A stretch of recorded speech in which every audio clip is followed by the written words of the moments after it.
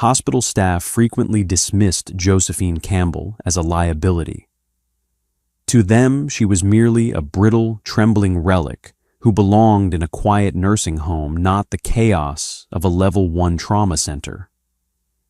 Yet when the double doors suddenly blew open and tragedy spilled into the ER, they finally witnessed the terrifying truth.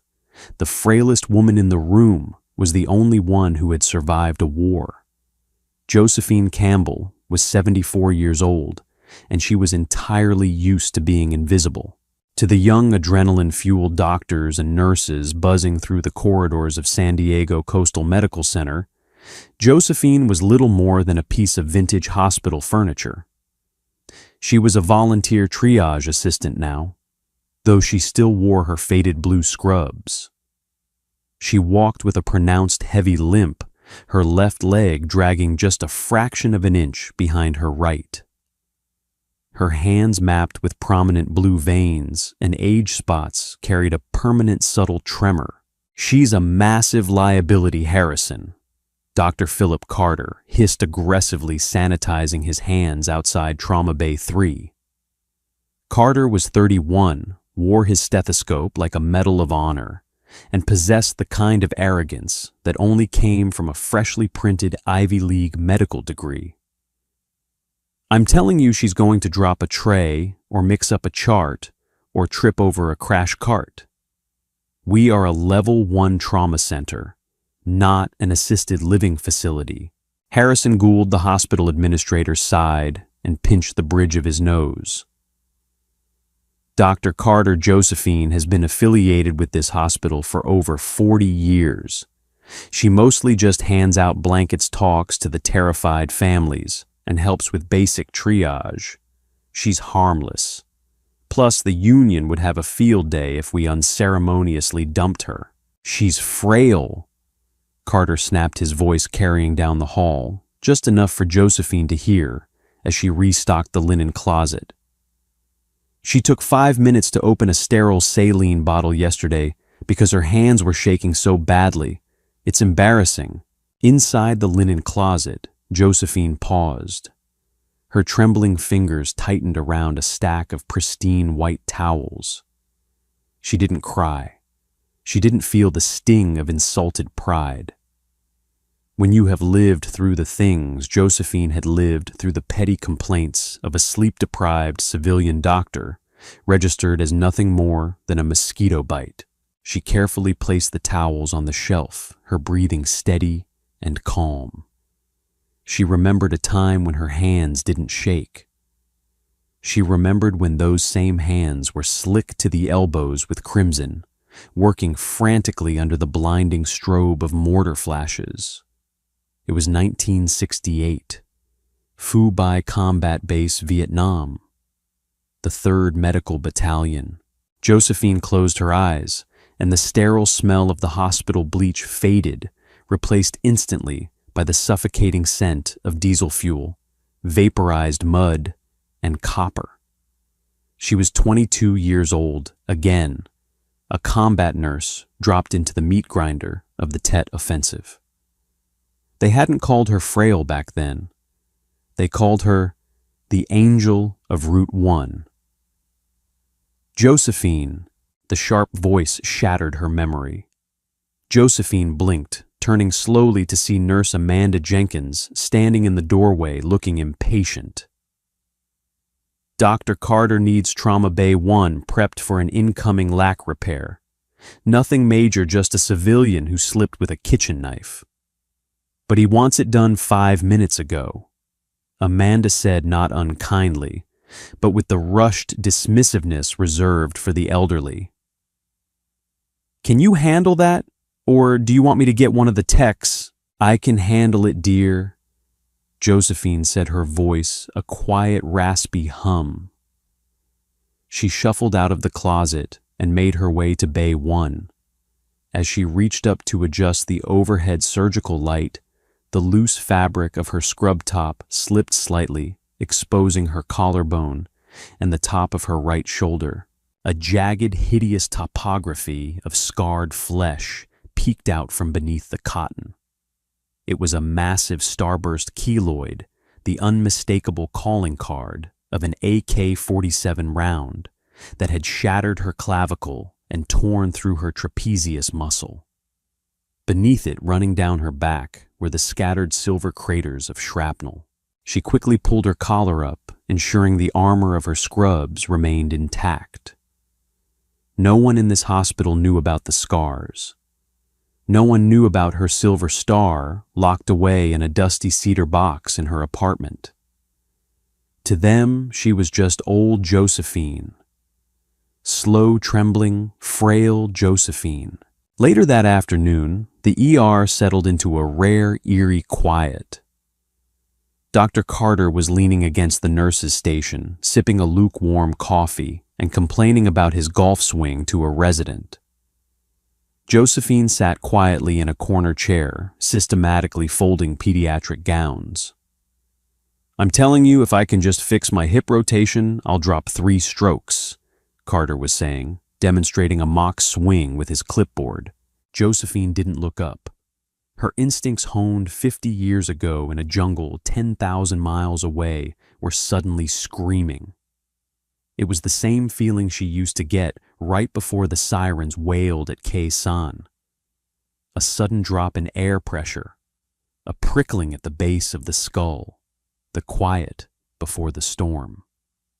Suddenly, the red emergency phone on the wall behind the nurse's station began to blare.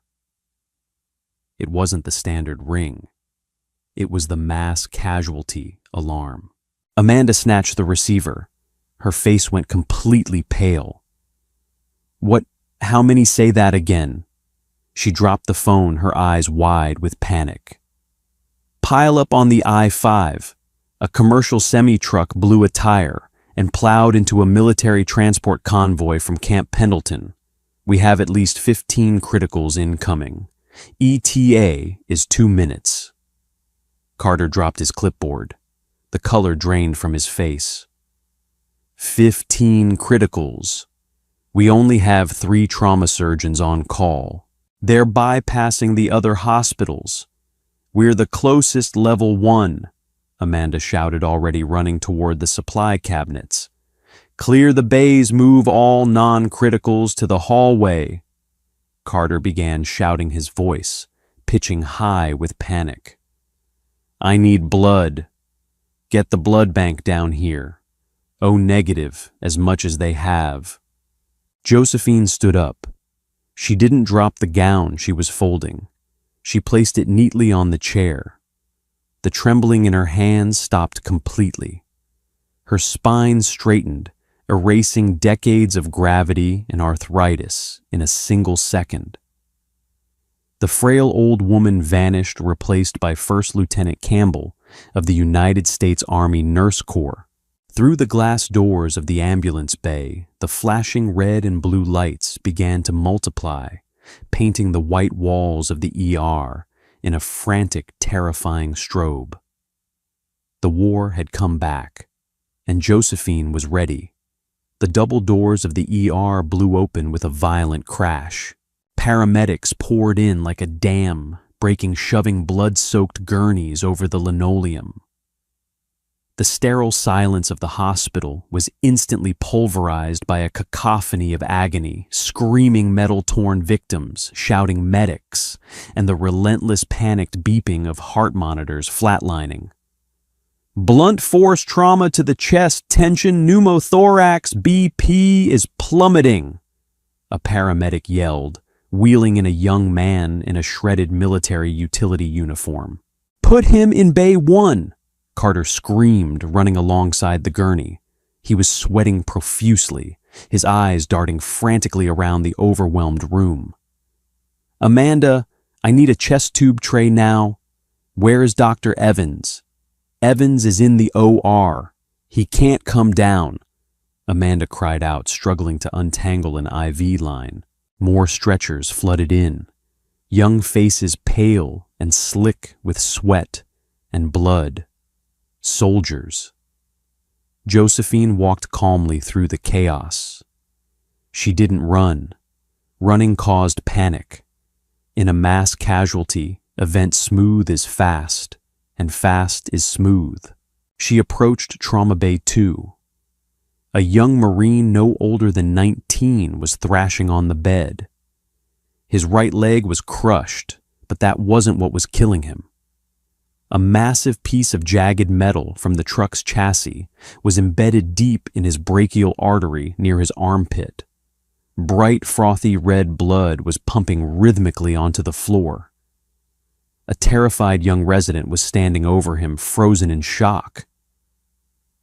I can't get a clamp on it. It's too deep. He's bleeding out. Move. The resident blinked, startled by the harsh, commanding bark. It hadn't come from an attending physician. It had come from Josephine. "Josephine, step back," Dr. Carter yelled from across the room, his hands covered in blood from the chest tube he was butchering in Bay 1. "You can't be in here. You're a liability." Josephine ignored him. She stepped up to the gurney. The young Marine was going into hypovolemic shock, his eyes rolling back in his head. "Stay with me, son," Josephine murmured, her voice entirely devoid of the frail rasp it usually carried. It was a voice forged in artillery fire. She didn't reach for a clamp. She knew from the spray pattern that the artery was completely severed and retracting into the muscle tissue. A surgical clamp wouldn't catch it in time. Without hesitating, Josephine thrust her bare, ungloved hand directly into the ragged, torn flesh of the Marine's armpit. "What the hell are you doing?" Carter screamed, abandoning his patient for a second to run toward her. "I'm finding the bleeder," Josephine said coldly, her fingers digging deep into the boy's muscle, searching blindly by feel. The young resident watched in absolute horror. Josephine's face was a mask of pure, terrifying concentration. There, her index and middle fingers found the slick, pulsing, rubbery tube of the severed artery. She pinched it shut with a brutal vice-like grip. Instantly, the geyser of blood stopped. "Got it," Josephine said, breathing evenly. She didn't look at Carter, who was now standing beside the bed, his jaw slack with shock. "Doctor, I have the artery manually occluded. I need a vascular clamp, 2 silk sutures, and you need to push 2 units of O negative right now or he's going to code." Carter stared at her. He wasn't looking at an elderly volunteer anymore. He was looking at a machine. I do it, Doctor!" Josephine roared a terrifying guttural command that snapped Carter out of his paralysis. "Clamp! Give her a clamp!" Carter yelled at the resident. For the next 45 minutes, Josephine Campbell commanded the emergency room. She moved from bed to bed, her pronounced limp completely forgotten. She packed wounds, barked out fluid ratios, and recognized signs of internal bleeding that the computerized monitors hadn't even caught yet. When an airway collapsed in Bay 4, it was Josephine who snatched a scalpel and performed a flawless blind cricothyrotomy in under 10 seconds, saving a suffocating soldier's life, while 2 senior surgeons watched in stunned silence. During the frantic resuscitation of a crushed chest in Bay 3, the young soldier seized violently. His arm flailed out, catching the collar of Josephine's scrub top and tearing it downward with a sharp rip of fabric. The entire right side of her collar and shoulder was exposed. The bright fluorescent lights illuminated the massive jagged scars, the bullet wound, the shrapnel craters, the undeniable map of combat survival carved into her flesh. Amanda gasped, covering her mouth as she saw the mangled tissue. Dr. Carter stared at the scars, his face flushing crimson with a sudden crushing wave of shame. He had called her weak. He had called her a liability. Pack that shoulder with combat gauze and apply pressure." Josephine ordered, completely unfazed by her torn shirt. She didn't even bother to cover the scars. There was no time for modesty. There was only the mission. Finally, the chaos began to subside. The critical patients were stabilized and being wheeled up to the surgical suites. The floor of the ER was painted in horrific abstract streaks of red. The metallic smell hung heavy in the air. Josephine stood by the sinks, breathing heavily. The adrenaline was leaving her body, and the familiar ache in her joints was slowly returning. She turned the faucet on and began scrubbing the dried blood from her hands and forearms. Dr. Carter approached her slowly. He looked like a man who had just been hit by a train. "Josephine, He couldn't find the words. He stared at the starburst scar on her shoulder, his arrogance entirely shattered. "Where did you learn to do a blind cricothyrotomy?" Before she could answer, the automatic doors of the ER slid open once more. Heavy synchronized boot steps echoed across the tile floor. The remaining medical staff turned around. Walking into the ER was a squad of 6 men. They weren't paramedics and they weren't highway patrol. They were clad in desert digital camouflage tactical vests and heavy boots. At their helm was a towering, broad-shouldered man with a square jaw and a grim expression. The insignia on his collar flashed under the lights. It was a Navy SEAL team, specifically the Elite Quick Reaction Force from the nearby Naval Amphibious Base, sent to secure the classified equipment from the crashed transport convoy. The hospital administrator, Harrison Gould, rushed forward, flanked by security. "Gentlemen, please, you can't be in here. The injured personnel are being taken to surgery." The SEAL commander, Captain William Bull McIntyre, didn't even look at Gould.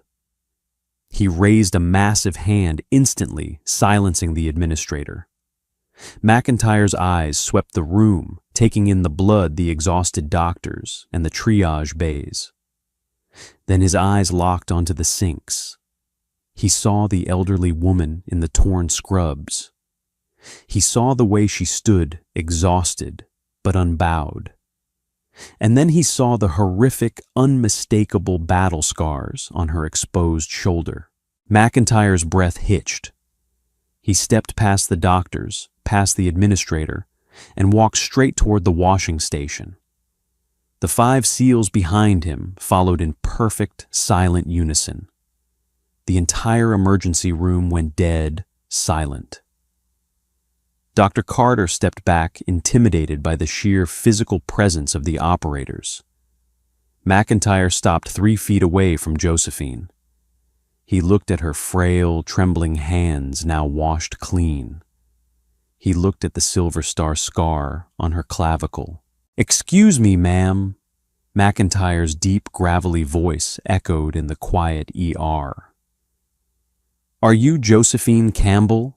Josephine reached up with a wet hand and slowly pulled her torn scrub collar back over her shoulder. She looked the giant Navy SEAL dead in the eye. "I am," she said quietly. The silence in the emergency room was absolute. The frantic symphony of cardiac monitors, hissing oxygen valves, and chaotic shouting had completely evaporated, replaced by a heavy, suffocating stillness. Everyone, the nurses, the surviving paramedics, the blood-soaked residents, and Dr. Philip Carter stared at the bizarre tableau unfolding by the scrub sinks. 6 heavily armed Navy SEALs men who looked like they were carved out of granite and violence were standing in a rigid, deferential semicircle around an elderly 74-year-old hospital volunteer.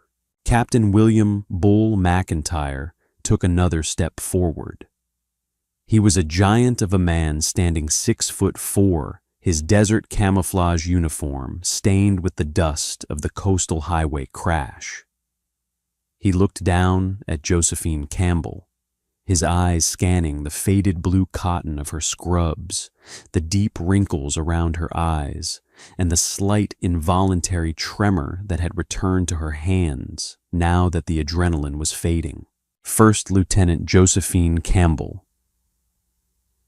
McIntyre said, his voice dropping an octave, carrying a weight that sent a shiver down the spine of everyone listening. United States Army Nurse Corps, attached to the 3rd Medical Battalion during the Tet Offensive. Josephine did not flinch. She simply nodded slowly. That was a very long time ago, Captain. I am just a triage volunteer now. With all due respect, ma'am. McIntyre replied, his jaw tightening. You are much more than that.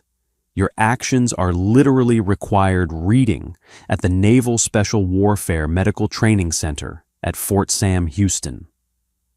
Dr. Carter stepped forward, his confusion overriding his profound intimidation. Wait, what are you talking about? Required reading? Josephine just hands out blankets. McIntyre slowly turned his head to look at the young, arrogant trauma surgeon. The SEAL's eyes were cold, flat, and entirely unamused. He looked Carter up and down, taking in the doctor's pristine shoes and the blood on his hands that belonged to patients Josephine had essentially saved. Dr. McIntyre said, his tone dripping with a quiet, dangerous authority. Do you have any idea who is standing in front of you? Carter swallowed hard, glancing at Josephine, then back to the SEAL commander. She's Josephine. She's been a volunteer here for 40 years. She has a limp. She has a tremor. That limp, McIntyre barked, his voice echoing sharply off the sterile tile walls, is from a piece of Soviet-made mortar shrapnel that embedded itself in her sciatic nerve. And that tremor is the result of holding a manual thoracic clamp on a bleeding soldier for 6 straight hours while her own camp was being overrun by North Vietnamese Army regulars. A collective gasp echoed from the nurse's station. Amanda dropped a clipboard, the plastic clattering loudly against the floor.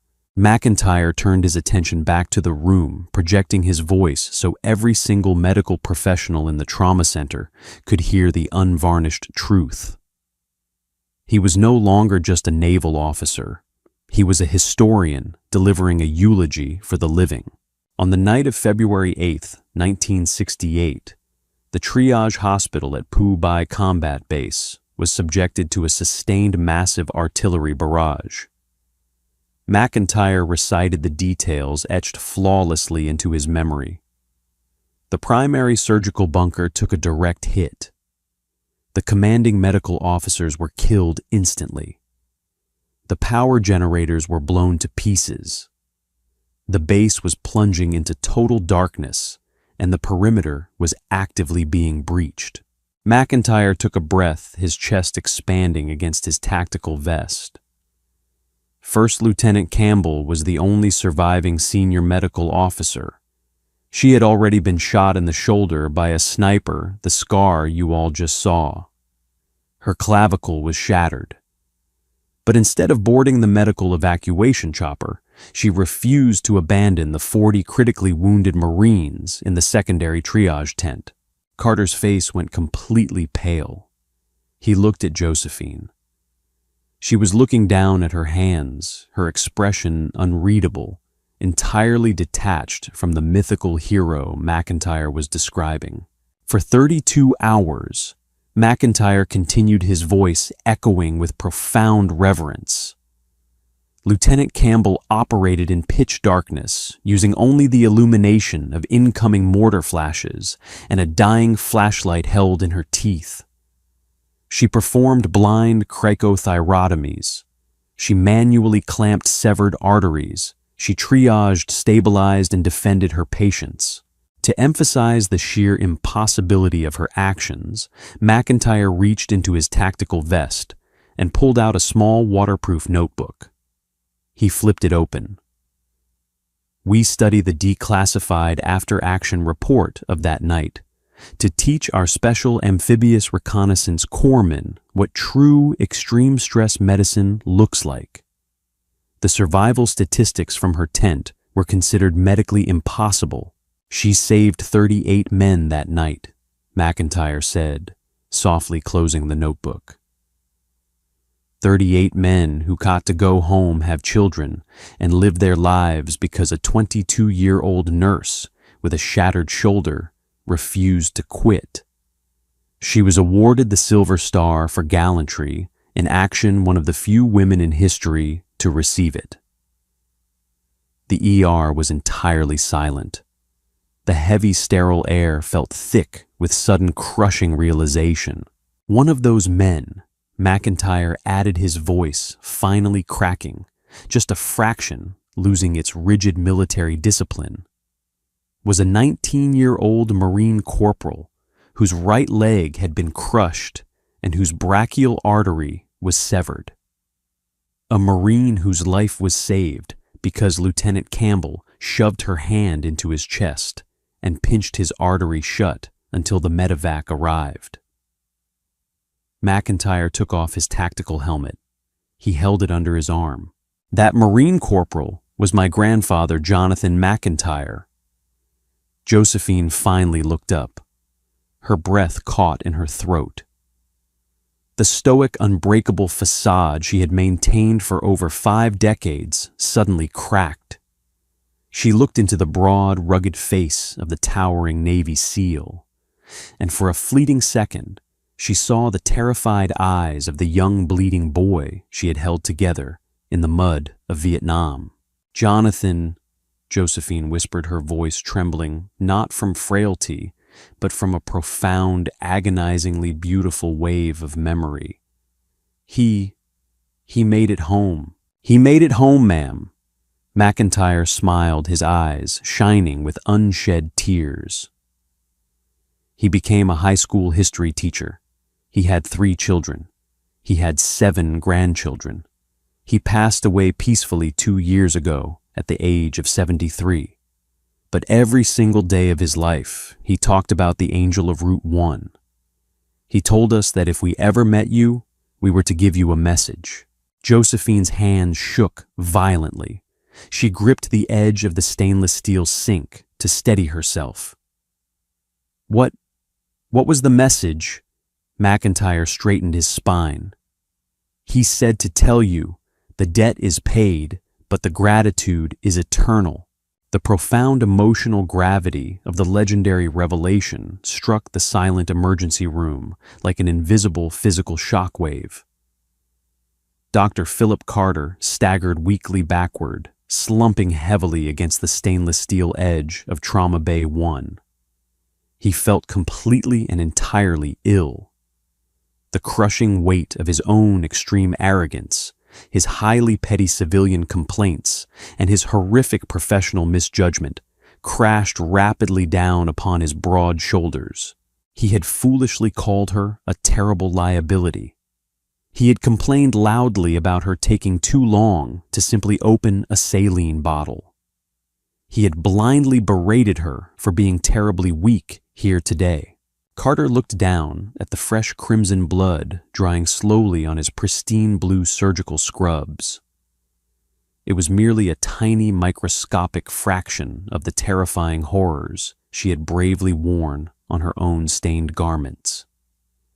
He finally realized with a sudden, deeply sickening drop in his gut that he would never, in his entire privileged life, be half the dedicated physician or half the honorable human being that Josephine Campbell actually was. Harrison Gould, the sharply dressed hospital administrator, was openly weeping near the swinging doors. Amanda, the exhausted head nurse, firmly clamped her trembling hands over her mouth. Hot tears streamed rapidly down Amanda's completely pale face as she looked closely at the gentle elderly woman she had so very often rushed and wrongly dismissed. "Captain McIntyre," Josephine stated clearly, her voice barely rising above a highly quiet whisper, trying desperately to firmly regain her strong professional composure. She gently wiped a single stray tear from her deeply wrinkled right cheek. "You truly did not have to actively do this. I was merely doing my basic job. That is exactly what we all do here. We simply fix the deeply broken things without ever seeking any special glory." "With immense professional respect, ma'am," McIntyre replied very gently, "you successfully accomplished significantly more than your designated combat duty today." McIntyre smoothly turned his massive, highly imposing frame to directly face Dr. Carter and the remaining stunned medical staff. The bold SEAL commander's calm demeanor instantly shifted completely back to that of a highly hardened military field operator. His extremely sharp, deeply unforgiving glare firmly pinned Carter to the painted wall. "I heard the radio chatter when my heavily armed men and I quickly secured the outer perimeter outside." McIntyre said, his strong voice completely cold and deeply unforgiving now. "I heard a doctor arrogantly screaming that this highly decorated woman was merely a terrible liability. I clearly heard someone loudly ordering her to step swiftly backwards because she was somehow considered too frail to actively assist." Carter swallowed hard, his intensely dry throat burning very painfully. "Captain, I genuinely did not know. I swear to God, I simply never knew." "Ignorance is surely no valid excuse for massive, blatant disrespect, Doctor," McIntyre snapped loudly, deliberately stepping much closer to Carter. "You critically judge her advanced chronological age, and you incorrectly perceive total physical weakness and extreme dangerous vulnerability here. You directly observe her lightly shaking hands, and you foolishly assume complete medical incompetence. Let me proudly make something incredibly and perfectly crystal clear to you, and to every single breathing person standing inside this exact same hospital room right now." McIntyre firmly pointed a thick, heavily calloused index finger straight at Josephine. "Those shaking hands have successfully held far more fiercely bleeding arteries, completely closed, than you will ever physically see in your entire privileged civilian medical career. That severe limp is the brutal physical price she willingly paid to absolutely ensure brave young men never tragically died early. She absolutely does not require your pathetic pity, and she certainly never needs your deeply insulting condescension. She highly deserves your absolute, pure, and completely unwavering human reverence every single waking day going forward." Carter nodded rapidly, his very wide eyes thoroughly remorseful. "Yes, sir, you are entirely right. I am incredibly sorry." He turned quickly to Josephine, looking very closely at her, as if actually seeing her for the very first time ever. Not as some totally invisible piece of old hospital furniture, but as a mighty titan. "Josephine Lieutenant Campbell, I am profusely sorry. Please forgive my actions. I was horribly arrogant. I was a foolish boy. You heroically saved this entire emergency room today." Josephine quietly looked directly at the greatly humbled young medical doctor.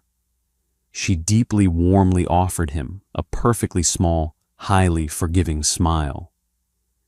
"It is entirely all right, Dr. Carter," she finally said softly.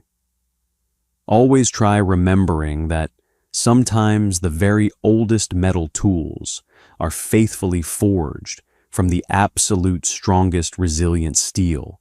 McIntyre swiftly turned back toward his elite men. "Detail!" McIntyre loudly called out, his voice ringing sharply. Instantly, the 5 Navy SEALs snapped perfectly rigidly to immediate, absolute, and perfect military attention. "Present arms," McIntyre forcefully commanded. In flawlessly perfect unison, the 6 highly trained combat veterans sharply raised their right hands, boldly executing a completely perfect military salute. They proudly saluted the legendary angel of Route 1. Josephine slowly straightened her spine, completely ignoring the painful ache in her shattered clavicle. She proudly raised her own weathered right hand, perfectly returning the ultimate salute with absolute quiet dignity. "Order arms," McIntyre barked. The SEALs dropped their hands simultaneously. They turned and marched swiftly away. Josephine smiled warmly, tightly gripping her clipboard. "Let us get completely back to work now, Dr. Carter. What would you have done if you were Dr. Carter?" Sometimes the greatest heroes among us walk the quietest paths, carrying scars we cannot see. Josephine's story proves that true strength doesn't fade with age. It just waits for the moment it's needed most. If this incredible true story of sacrifice and respect gave you chills, hit that like button, share this video to honor our hidden heroes, and subscribe to our channel for more unforgettable real-life dramas.